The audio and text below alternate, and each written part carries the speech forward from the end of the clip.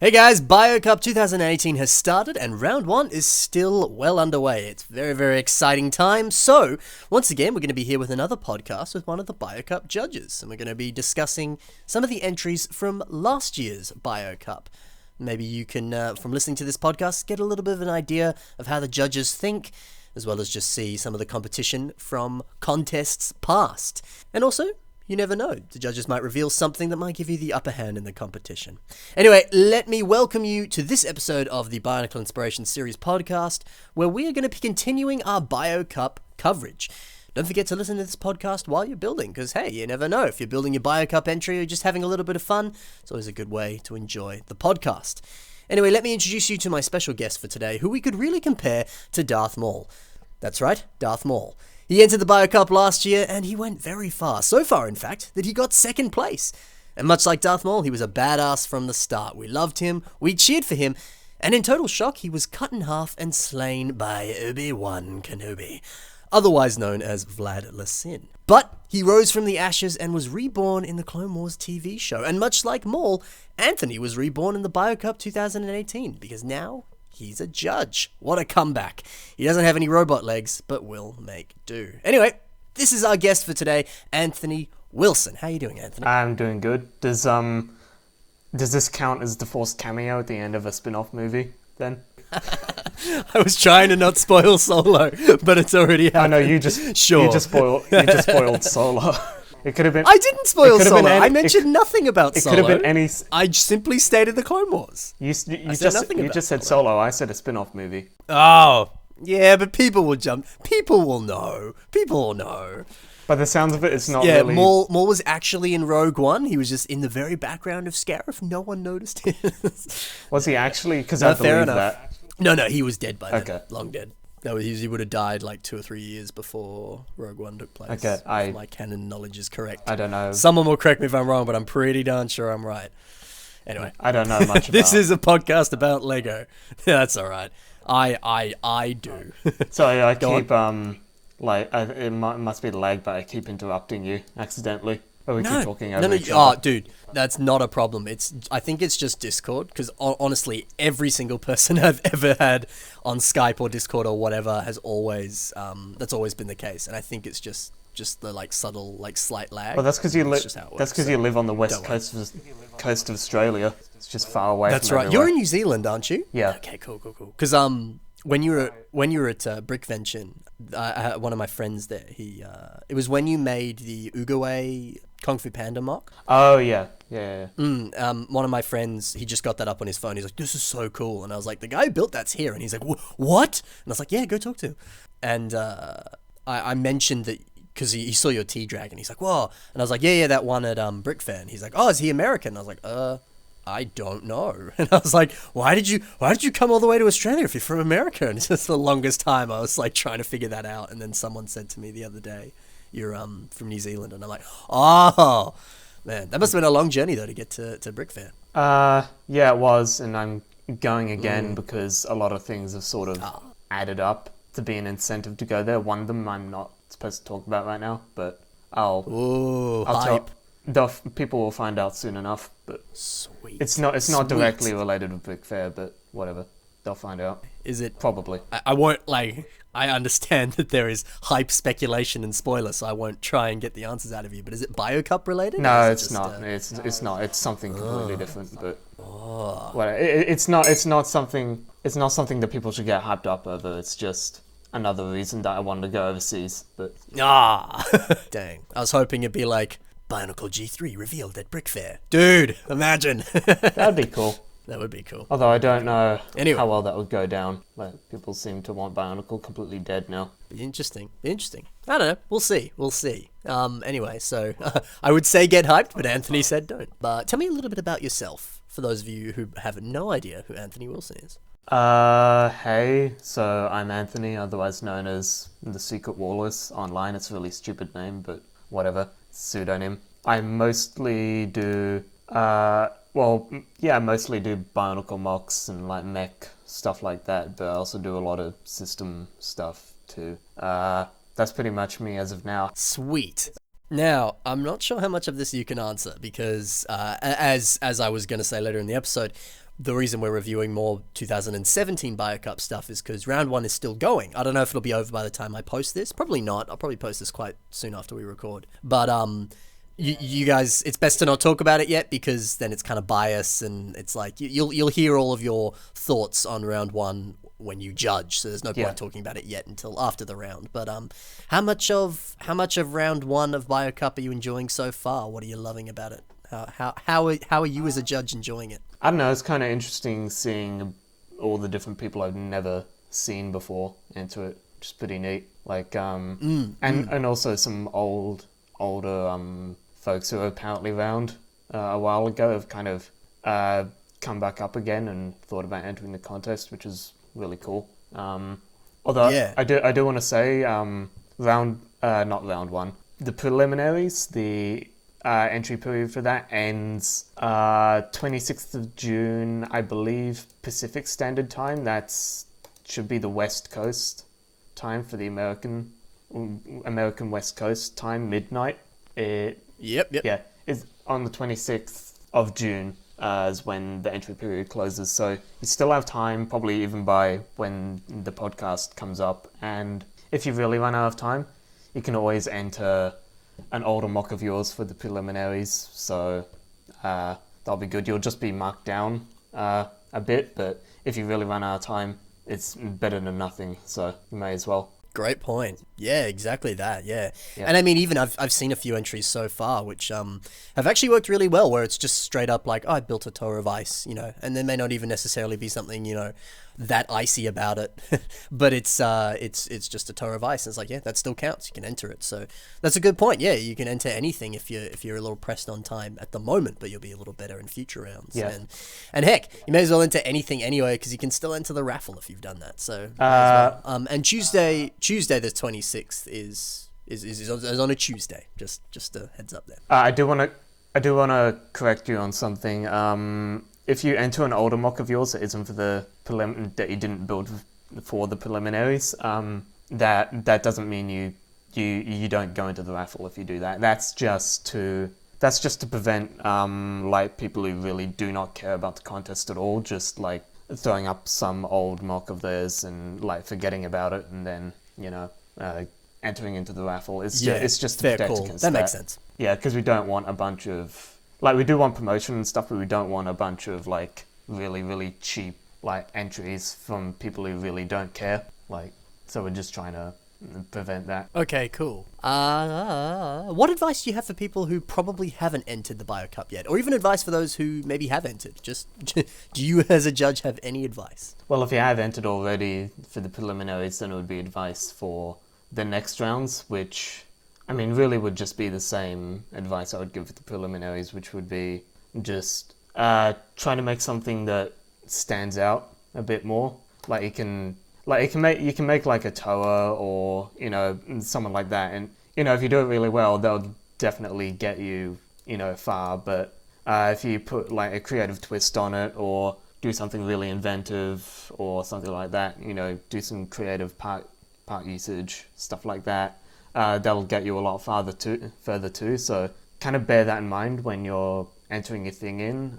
So if you mostly do tower builds or something, maybe this is a good chance to try and like branch out a little bit and try something new. So yeah, all the judges are looking for stuff like that. Sweet. Yeah, great advice, solid advice, awesome. Let's move on to talking about the 3 mocks, because that's why we're here ultimately. So we are going to talk about, like I said, 3 mocks from the 2017 Biocup, and don't worry though, because I did see some comments on this in the last Biocup coverage episode I posted. We will of course cover more stuff from the 2018 Biocup, but that'll be after round 1. And also, if you're like, my mock didn't make it into the episode, dude, I'm gonna make like 4 or 5 more on round 1 and round 2 and round 3 and blah blah blah. So just because it ain't here now doesn't mean it ain't gonna be there later. So relax, you good guy. Anyway, let's begin with the first mock. Do you want to talk about Chris Karnak's mock? The pirate guy? Yeah. Oh yeah, okay. So this is the one you chose. It is indeed. So yeah, this mock was built for, I believe, it was the second round So the third mock that he built, which was historical based, and I wasn't going up against him. He was in the subcategory against someone else, and I can't remember if he got through this round or not. But his sub theme for historical was Golden Age of Piracy.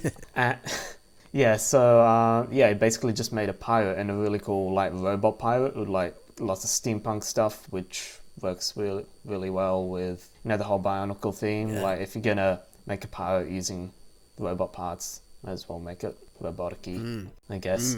Yeah, and I just love a lot of little details on here. I'm not sure how he did the eye patch, but that's really really cool. Like the grabber claw thing, the way he built that's really neat. And the peg leg as well, like how there's like that tubing or whatever that looks like it could be, I don't know, a spring or something in there. Totally. Looks like it could be some sort of mechanical part. Do you want to say anything about it? Because No, yeah. I could No, keep of going. course. Yeah. I'm sure we'll touch upon the same points. That's all good. But yeah, the eye patch. I mean, it looks like it's a bunch of old black rubber bands. I assume they're the actual Lego ones. I don't know if they're, bought from a hobby store or something. But that's such a nice little detail, and it's cool how two of the sort of really defining pirate aspects, like the hat and the eye patch, just a subtle, tiny detail. Like it's, like I said, the rubber band or the pirate hat as a minifigure pirate hat. Just adding that really, really helps to convey the pirate aspect. I mean, like the peg leg and everything else, like it would totally do it on its own, but just those little subtle details really help there. I think that's very, very cool. I also really like the torso, how it's got those two like dark brown telescope pieces there, kind of on the waist. It looks really, I don't know, it reminds me of like the Toamata torso, how it kind of had that. Yeah, I really like that too. It's like sort of these wooden piston type things. Yeah. It's kind of what it looks like. Yeah. And it's even cooler how there's little subtle things like with the robot leg, like just behind where that spring piston bit you were talking about.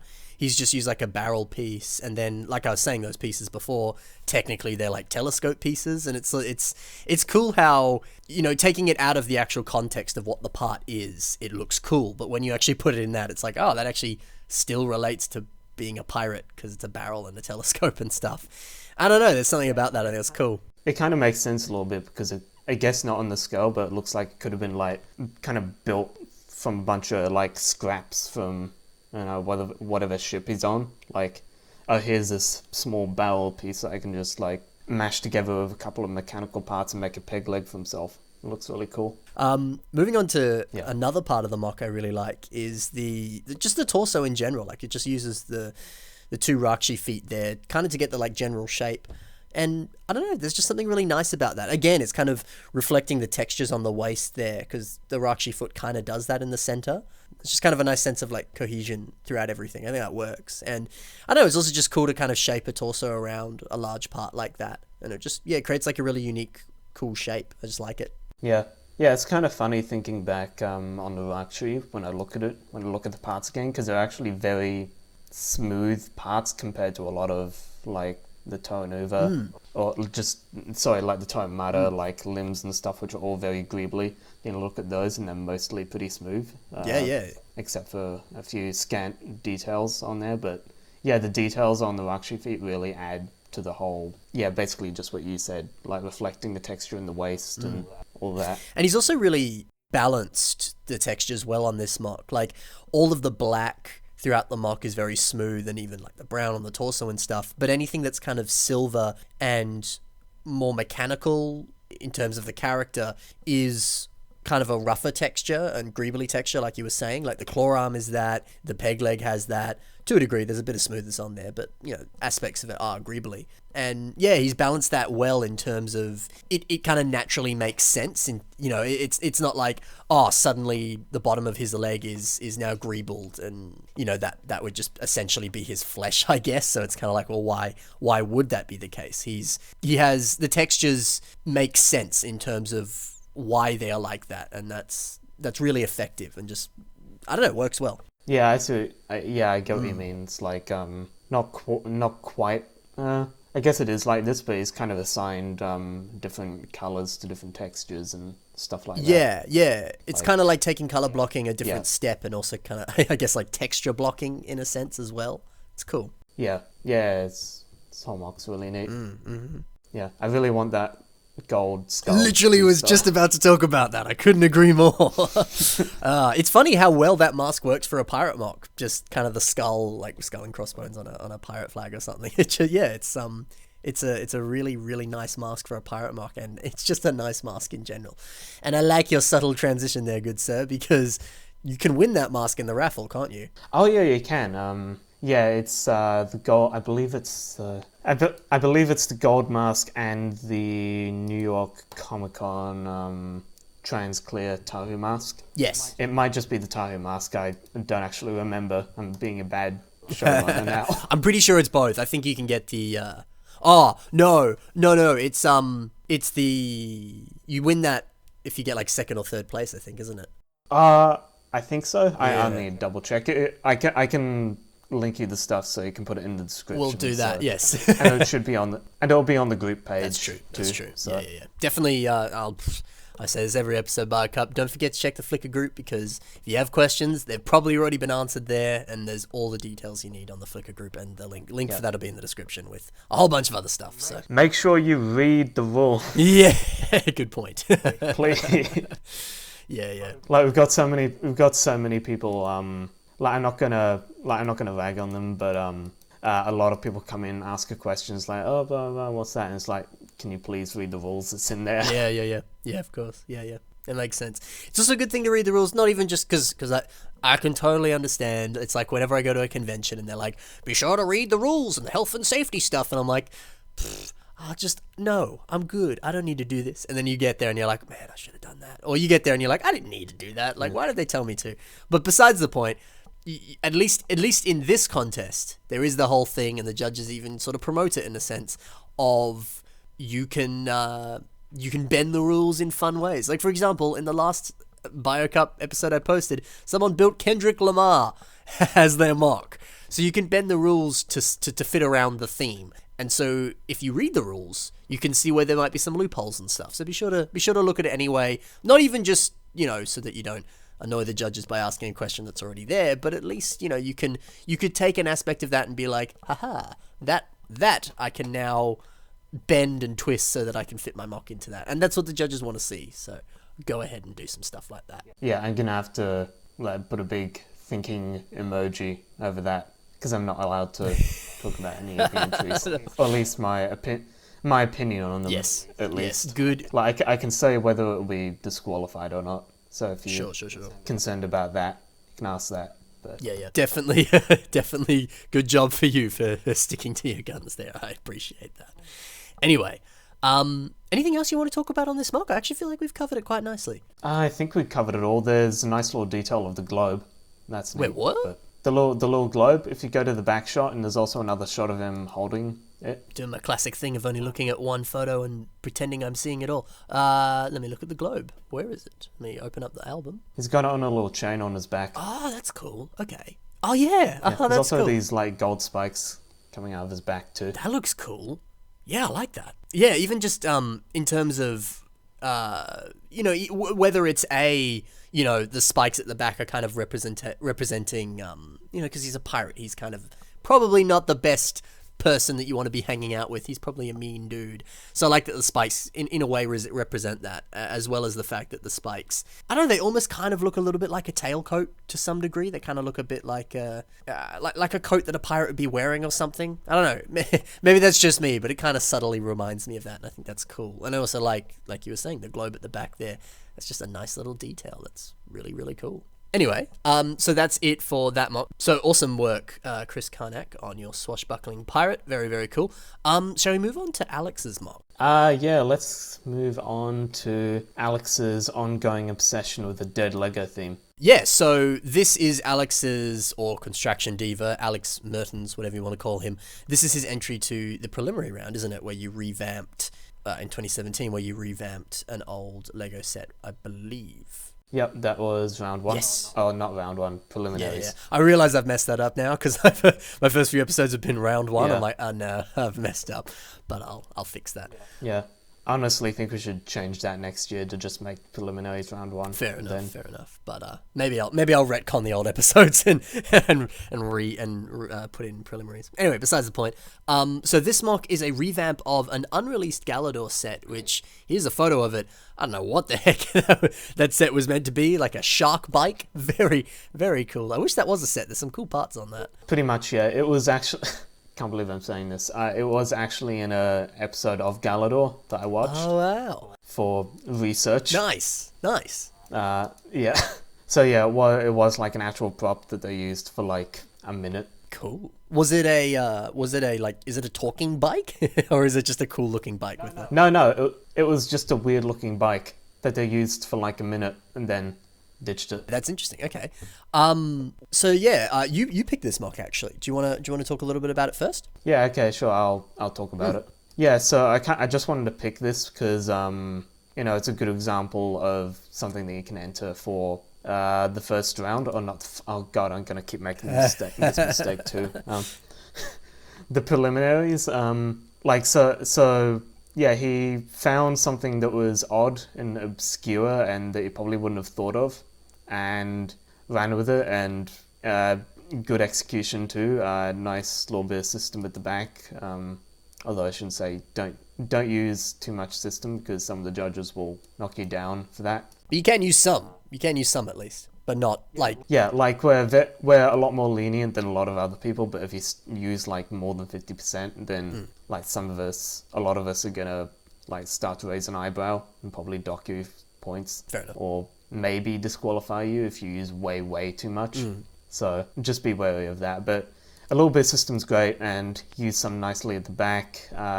Some nice use of like some CCBS for the weird leg things. I'm just looking at the one picture right now. I should be looking at all of them. I can't remember if this transforms or not, but yeah, so it does. Like the little figure can like come off and like form into its own little thing. I'm not sure if that's a play feature on the original unreleased set or not, but whether it is, whether it isn't, that's really cool and really creative. So yeah. I know. Do you want to talk about it for a bit? Sure. I know.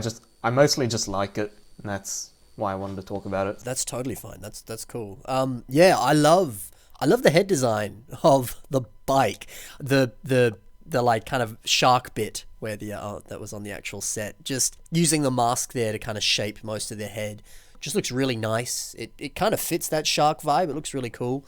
I also really like, and this is, I want to say Joxon coined it, but this sort of mouth design here using the Exoforce arms and the teeth pieces and stuff. It's a really simple design, and you can essentially see how he's made and used it here. Just works really well for creating that kind of mouth effect. I think it's really cool.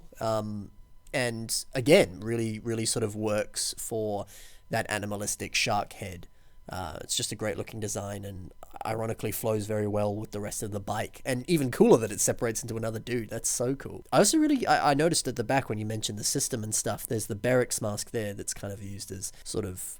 I don't know, I took that as like the seat on the back of the bike, but it looking at the reference image, it's actually more of the shark tail rather than the seat. But that's really cool anyway. It still looks very nice. But I noticed that there's kind of a rubber band there sort of holding it down, which is actually quite clever. It's a nice way to connect it if the actual connection isn't quite working the way that you wanted to. There's always that nice solution of using some rubber bands to hold stuff down. I think that's cool. Yeah, I only just noticed that. Thanks for pointing that out. No worries. Yeah. I also really like how he's used a bunch of these Thornax launchers, just because the texture on those kind of looks quite greebly and bike-like, which I think is cool. Yeah, they look a bit like springs. Yeah. Springs. Yeah, exactly. Yeah, it's great. Like shock absorbers. Yes, exactly that. Yeah, it works quite well. Kind of, I mean, I don't know. I guess this, I don't know. It reminds me of a dirt bike, I guess. I don't know if this is necessarily a dirt bike, but it works. It's cool. But overall, I think this is a really creative, clever design in terms of whether or not it's actually taking it from the set itself. I don't know, but it's cool how it's got that, like, just looking at the bike alone without all the shark details that make up the little dude. It's a really solid bike. It looks really good. It makes me want to put a little, tow or Matoran or something that I've built on the bike. And I've said that before in past, like, vehicle-related episodes where I've been like, man, how much cooler is it to like, it's cool to build a tower or to build, any kind of humanoid mock or whatever, but how much cooler is it to have them on a motorcycle or a horse or a bike or something cool like that?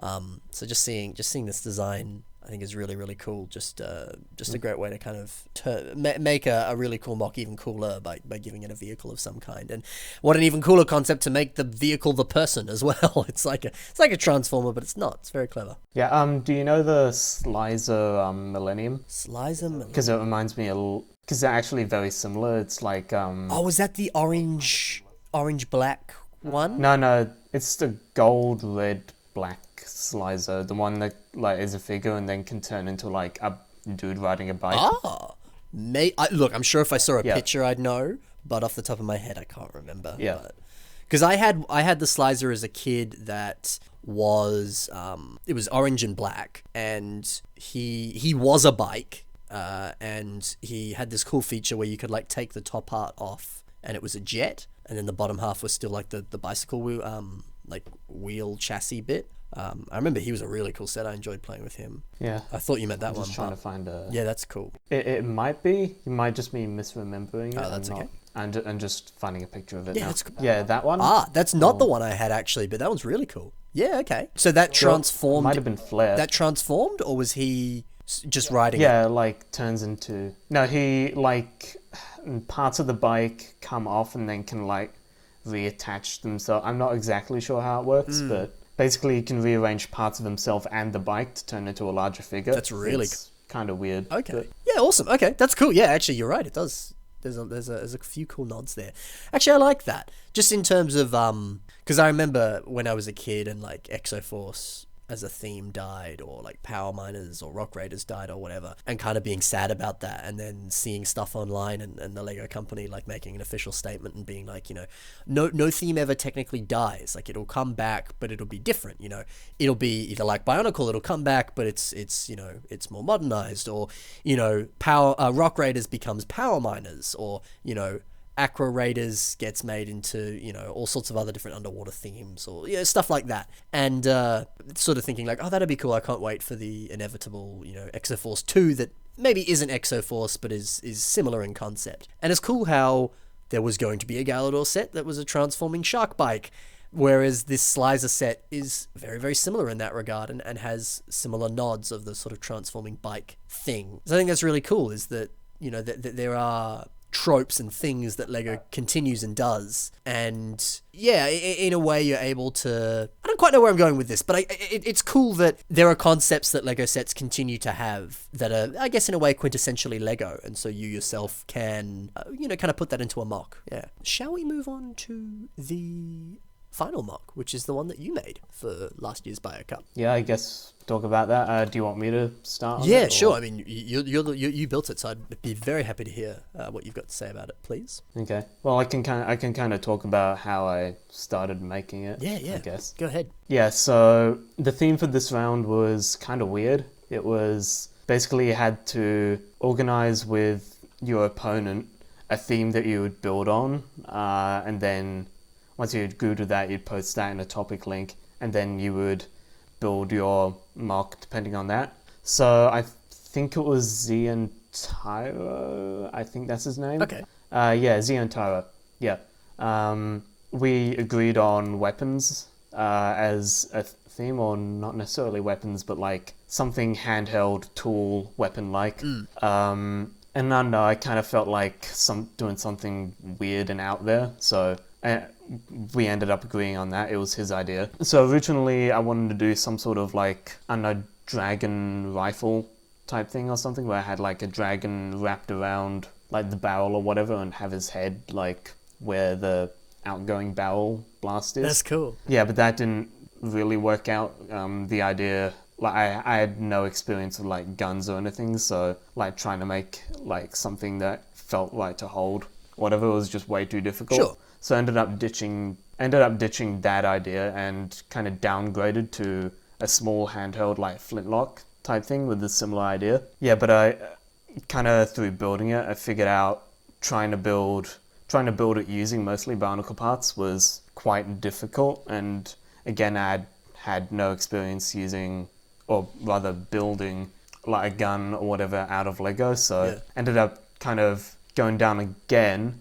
But by that time, I had already built the dragon head or something similar to what I eventually had for the red one. Mm-hmm. I don't know. I can't remember exactly where the blade idea came from, but I think it's just the idea of like, typical ornate blade that people think of. Like a lot of them have, I don't know, like a dragon or whatever on it. Like you look at the Ninjago, like swords or weapons or whatever, the one with like the dragon detailing on it. Yeah. Do you know which piece I'm Yeah, I know exactly the piece you mean. about? Yeah, beautiful piece. Yeah. Yeah. So I kind of wanted to go with that sort of idea. So kind of thought about different ideas of how to do the blade, and eventually I just found like that one large blade piece, which I eventually had to extend out a little bit, but it's still ended up working out fine. And then I added the hilt on the end, which was fairly simple, just stacking a bunch of wheels on it. And once I'd done that, I basically just made,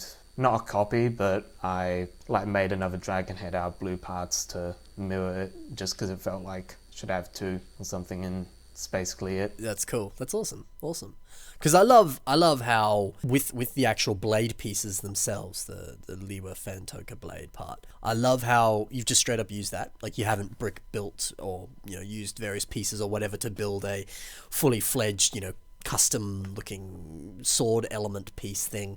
I like that it's just straight up that Bionicle piece because it works. Like it's a good sword piece. It fits the part, and I don't know, ironically I actually see people very rarely use sword pieces like that these days, because people are like, I want to go custom, I want to build my own sword design and stuff, and there's always a place for that. I love that, that's cool, but it's just nice to see those parts being used and how well it transitions in with everything, and it just works nicely. And it's cool that sometimes there is just a really simple solution and that's it, and it works perfectly. It's great. Yeah, I was originally planning to do a custom blade because I didn't think there was a piece that would really fit it that well. Yes. But I just thought a custom blade would just be like either not detailed enough or like not precise enough, a thin thickness, or just look way too thick if I wanted to really fill out the detail. Yes. So I kind of ditched that idea and just looked for basically a prefab part that worked for it. That makes sense. That's cool. Yeah, it's also awesome because like the textures and the detailing in that sword itself would be really difficult to get in a custom brick built or using other Bionicle pieces to make a sword. Yeah, that's just a bit harder to make, I guess. And so it's nice that you're able to get that additional detail and like ornateness to it by using that piece. It's cool. Yeah, I don't know. Do you have anything to talk about it? Because I'm not sure what else to say. That's okay, man. I love. It's one of my favorite new pieces. I love this. I don't even know what you'd call it, but you've used it for like the eyebrow and the whisker on the dragons. Oh yeah, that sort of gold curved Art Deco kind of thing. Not Art Deco, Art Nouveau kind of thing. Yeah. I know what you mean. But it's just a beautiful piece. I'm pretty sure I took them directly off the mech dragon from Ninjago. Oh, okay, nice. Set. Yes, yeah. Because like one, it works because like you said, like on the mech dragon and stuff, it kind of has this sort of like almost Chinese dragon vibe to that part, as well as it also looks really ornate, the piece as a whole. That because like you're going for the ornate design as a whole, and so using that part, because I really like that you've used that part because it naturally is ornate looking, and that's kind of the vibe you're going for with the blade, is the fact that it's ornate. So it's just kind of genius to use that piece there, just because it works. But yeah, that's about it. On all the mocks actually. So yeah, very nice work to all the people that we were talking about. That is it. I'm going to ask Anthony a few questions here. Some similar questions that I asked to Mitch, a few new ones as well. And this is just general sort of stuff to kind of, just to sort of see how Anthony thinks as a judge, as well as just get a little bit more insight into the BioCup and a little bit more insight into what he's looking for, all that sort of stuff. So let me begin with the first question here, Anthony. Are there any questions or any things that you think you need to address, just technically, I guess, before we begin, about the BioCup? You were saying people were asking you questions. Have there been recurring questions that you kind of want to answer now so that people know about it, or anything you kind of want to address or bring up before we begin? Yeah, I'll address a few things. Probably the most common question that gets asked is, how do I enter? And you enter by just adding the photo of your mock to the group pool, and like that automatically gets your mock entered into, you know, the preliminaries and the rounds after that. Also, to help with that, like there's a chance we may not see it, or we might miss it in the group pool. So just to be doubly sure that we will see it. I mean, I don't think we'll miss any mocks anyway, but just to be doubly sure, please try and enter a link of your mock into the preliminary round thread. There should be a thread in the group. I haven't actually got the group open right now, but yeah, there should be a thread there that you can enter your mock into as well. Just post a link to it. And yeah, that's the most common question. Can't really think of any other major ones, but if you have any questions, viewers, yeah, just go to the questions thread on the group page and just ask there. So yeah, definitely, and be sure to read through some of the other questions that people have said, because you never know, your question might have already been answered or asked by someone else, or failing that, you might be like, oh, that's a good question, I didn't even think of that. Cool, I'm glad that they clarified that, or something like that. I don't know, so just see what you can do. Perfect, thank you, good sir. So what are you most excited about with the competition coming up? I think I kind of already talked about it earlier in the podcast, but mostly just seeing all these people that I haven't seen before kind of come out of the woodwork, and like sometimes blowing people away, and sometimes blowing very well-known people out of the competition. Looking at you, poor disadvantaged, beating Joxon in round 2, I think. Yeah, would have been round 2. So last year there were a few surprises and a few people we've never heard of kind of coming up and doing some great stuff, and I'm really looking forward to seeing really old faces that we may not have seen in a while, and that I may not even heard of because I'm relatively new to the community. Sure. And like some brand new faces that do some really cool stuff too. So yeah, and of course just looking forward to all the cool mocks that will come out of it. So totally, it's like how Yuri Facio commented on the in the group discussion, like, oh man, this is still going, like, thanks guys, awesome. And he's like, I'm gonna enter too. So that's really cool, like seeing stuff like that. Yeah, I agree, that's awesome. Yuri Facio, of course, being the original creator of BioCup, so that's awesome. Yeah, I was gonna ask, is he that guy? So yes, yeah. That's the one. But good. I'm gonna be honest, I've never heard of him. No, that's okay. I mean, heck, like it's he's like 5 years old and old mock pages, so like, and he does barely posts now. Yeah. So like, it's totally fair that you haven't heard of him. That's totally fine. Yeah. So yeah, perfect, good. I mean, that's what I'm excited about too. That's awesome. What is it about mocks? Wait, let me just check how I read this, because I don't want to ask you a question you can't actually answer. So what is it about mocks that have entered that would make you want to vote for them? So not so you don't have to actually reveal like straight up like, oh well, Billy Bob Joe built this mock and I like it because it more, you know, when you are going into judging, is there something you're looking for specifically? You know, what is it about a mock that would make you want to vote for it?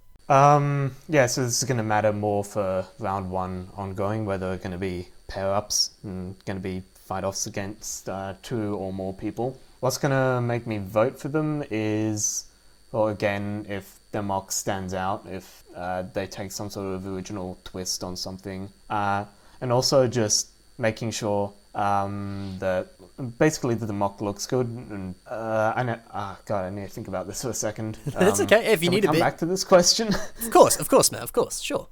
Yeah. So, okay. The question for the next question, if you were, well, technically you already were, but picture yourself in this round of the BioCup. What would you be doing right now? Or what were you doing before when you entered? What would you be doing? Like, what would I personally just be doing, or like advice? Yeah, a bit of both. Like, you know, whether it's, you know, say you, because obviously you've actually been there, but, you know, where everyone is at now with round 1, it's still sort of going, there's still some stuff happening. Maybe people haven't entered and stuff. What would you be doing if you hadn't entered yet, if you were working on it? Stuff like that. Yeah. So what I'd probably be doing, the theme for the preliminaries is elements, if you don't know already. Probably what I'd be doing is looking for like some really obscure, interesting like elements, whether it be Bionicle elements or the elements on the periodic table, or just something weird that I can do, like trying to run with that, trying to think of some weird thing I can do with that. That's as far as concept goes. As far as build goes, I'll probably just build how I normally do and just try and get it as polished as I can. So yeah, that's probably what I'd be doing. And by the sounds of the other judges and like me as well, that's something that would get pretty high marks. So, yeah. Sweet, that's cool. If you try and do something creative. What did you do specifically for last year when you were entering the preliminaries? Was there any kind of process that you had, or anything kind of? I don't know. Did you do anything unique or special? Anything worth sharing there? I don't know, kind of a similar thing. I revamped Toamari Jala last year, and I kind of revamped him as like this pirate dude, and I think that's kind of what made it stand out more from the other entries, because if it was just a standard revamp, I don't think the other judges would really care for it too much. And the mock itself is a little bit flawed, like there are some proportional issues, mainly with the torso being too big and stuff like that. But I think it came second overall in the preliminaries, just below Joxon.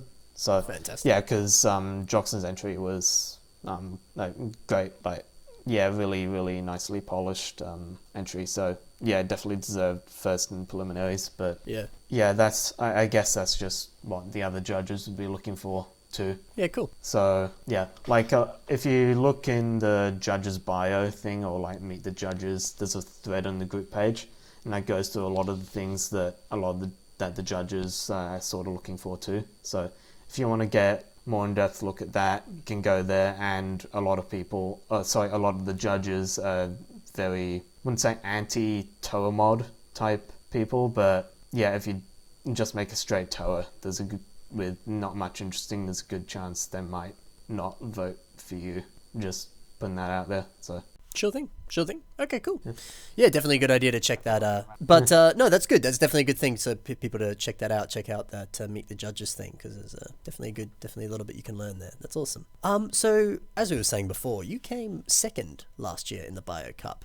How was it getting that far into the competition? Honestly, a little tiring by the end.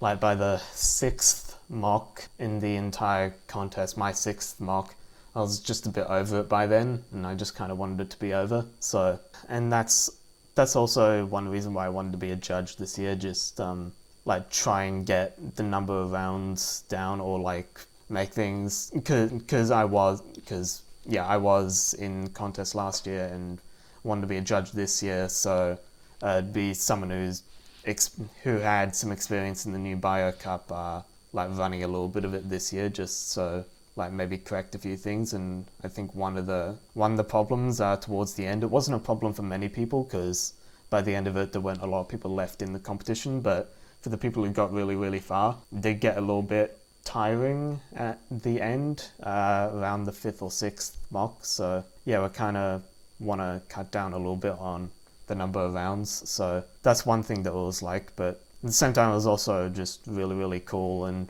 really weird to get that far in the competition with a whole bunch of other builders that I really looked up to. I ended up beating Leonid in the second to last round, which was just weird, because it was just this builder that I really, really looked up to at the start of last year, and then I ended up beating him in a round, and it's just weird like that.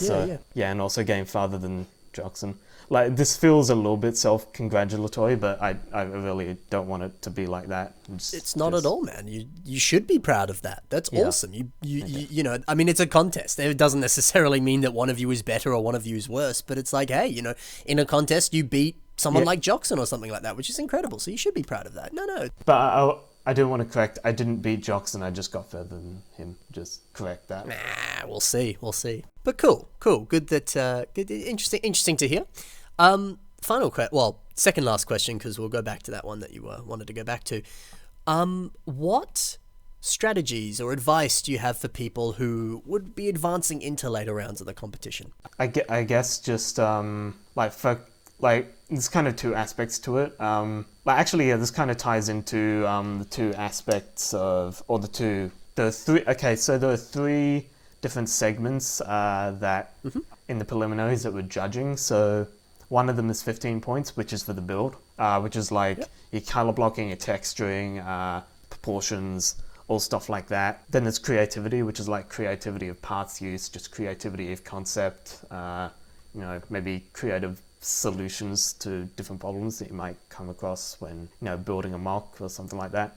and then that's 10 points, and then 5 points at the end is just judge's opinion, so it can be like, that one's really subjective, so that ranges quite a lot from mark to mark, like. But yeah, so the biggest two things would be the build and the creativity. So the build, like, make sure you have like some of your core basic things down, that you know what you're doing with them. So like your color blocking, if you don't know what that is, and if you don't know how to do it, I'd recommend trying to brush up on that a lot, because if you can't do good color blocking, your mock is probably going to look like a bit of a mess. Like in texture work, like make sure your textures aren't too all over the place. That doesn't necessarily mean that your mock has to look, you know, uber smooth or anything, like all CCBS or anything. Like sometimes simpler is better, like you said in your latest mock Bionicle inspiration series. I think you were talking about some of the entries, like how simpler may be better. Yeah. Simpler doesn't always mean better, but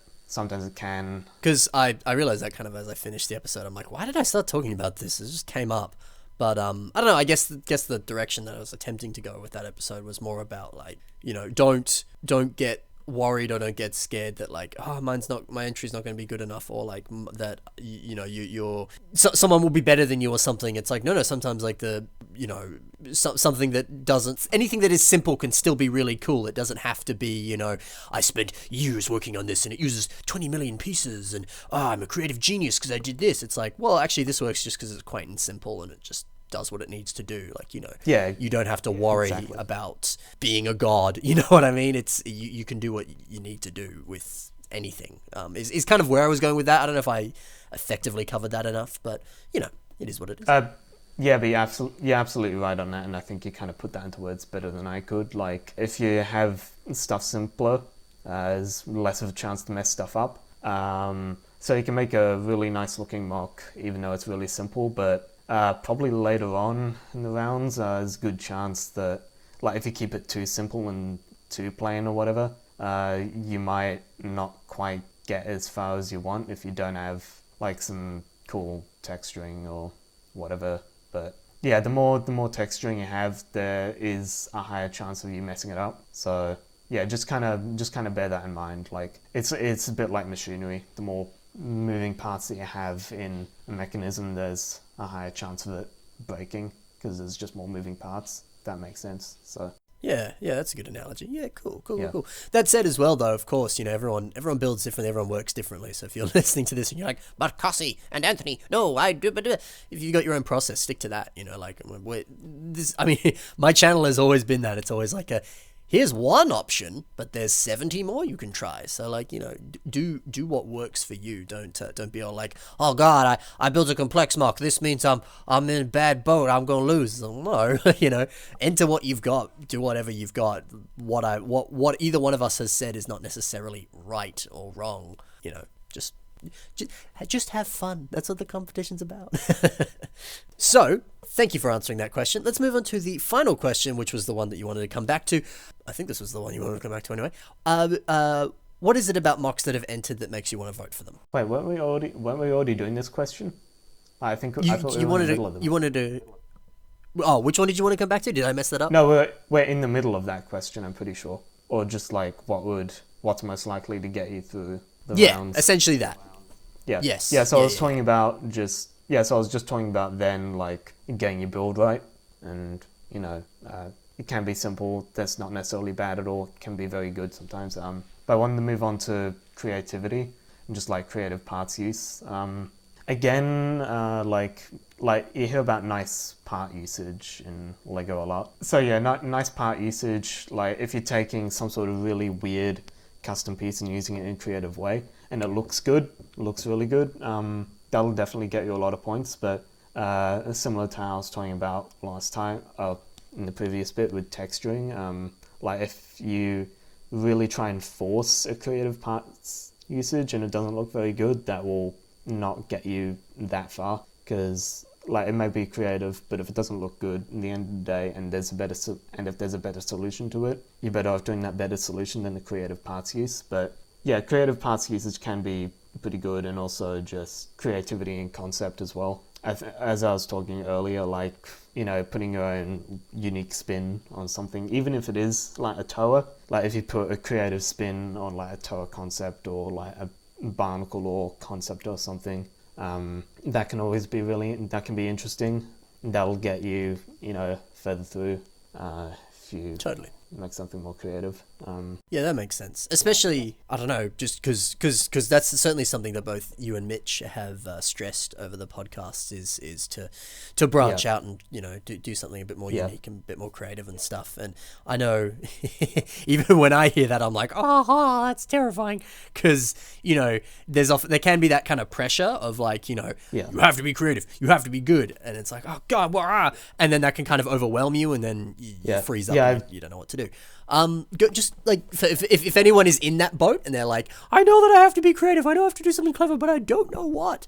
Fair enough. You know, that can be a bit stressful. My advice for that, if that's something that you, the audience, is if you're in that place, is a few things. One, either just go with your gut, just kind of.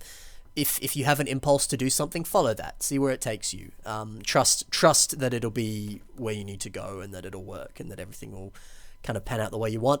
And alternatively as well, also trust that if you're having fun when you're building it and you enjoy what you've made, that ultimately that'll be enough to advance you to the next round. Because you see it all the time with like acting or a lot of different types of performing arts and stuff. If the person doing it is having fun, you yourself are having fun. But if the person is like hating every second of it, then you too are going to hate every second of it. So trust that, you know, maybe if you don't necessarily have, in your eyes, a super creative, unique idea, trust that whatever you're building will be enough, that you are enough. Because, you know, you never know. It may not be the most creative and unique idea, but it still might be a really good, solid idea, and it'll be enough to advance you to the next round. So yeah, see what you can do. You know, don't invest too much energy in freaking out about, you know, have you got a creative enough idea? Is it unique enough? Because while that is definitely something that will guarantee you, you know, a place in the next round to a degree, it won't necessarily be. I don't know. Everyone works differently, you know. So maybe you're the person who's gonna just enter, you know, a tower of water, and they've got a cool little water thing on them, and you know that's all you need to do, right? So don't stress out too much about it. Don't just trust. I'm back. So yeah, I just want to say, if you're unsure about things, or you feel like you're stuck, maybe, or you have a bit of, or even if you have nothing, or you have a bit of a whip or whatever, or you just have an idea, try and seek out feedback from people. Obviously, you're not going to get feedback from the judges because they're meant to be judging it, and you know, kind of that.